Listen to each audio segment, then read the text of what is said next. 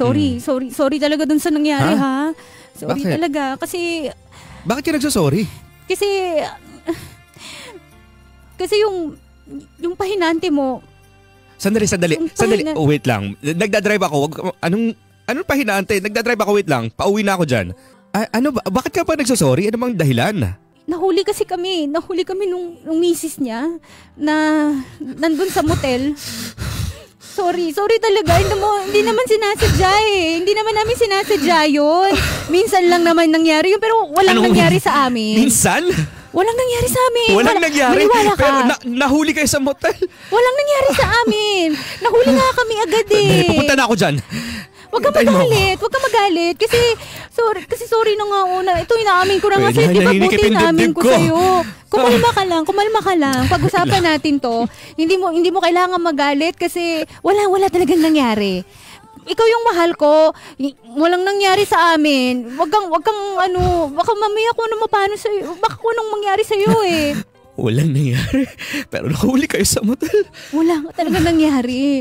Bago pa man kami mapunta doon, dumating na yung asawa. So, kahit pa paano naging blessing yung pagdating ng asawa niya kasi natauhan na kami. Natauhan ako, lalo ako.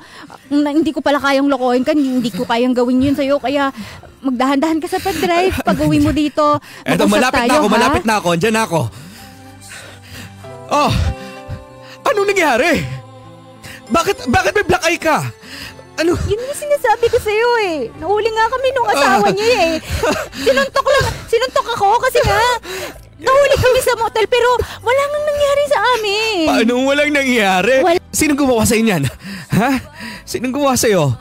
Siguro yung misis niya, no? Yung misis nga niya eh. Kumalma ka kasi para maintindihan mo yung sinasabi ko.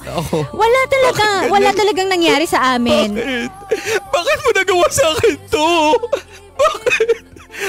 Kulang pa ba ako? Sorry na nga eh. Sorry na. Nagsisisi na talaga ako. Nagsasorry na nga ako sa'yo. Ito na oh. Hindi na mauulit yun, promise. Hindi ko na uulitin. Hindi na talaga natutunan ako. Pero bakit nagawa mo? Bakit sinulan mo? Hindi tayo haantaw sa ganito kung hindi ka nakipag-usap. Hindi ka sumama doon sa lalaking yon. Hindi ko mararamdaman to sakit ng puso ko ngayon eh. Kaya nga sorry na yun na lang yung kaya kong sabihin kasi alam ko na ako yung mali.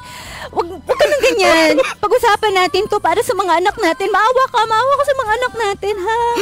Pag-uusapan natin to. Nagkamali ako minsan, patawarin mo na lang ako. Hayaan mo muna akong lumayo. Johnny, Hayaan mo muna akong lumayo. Huwag kang malis, please. Huwag kang malis.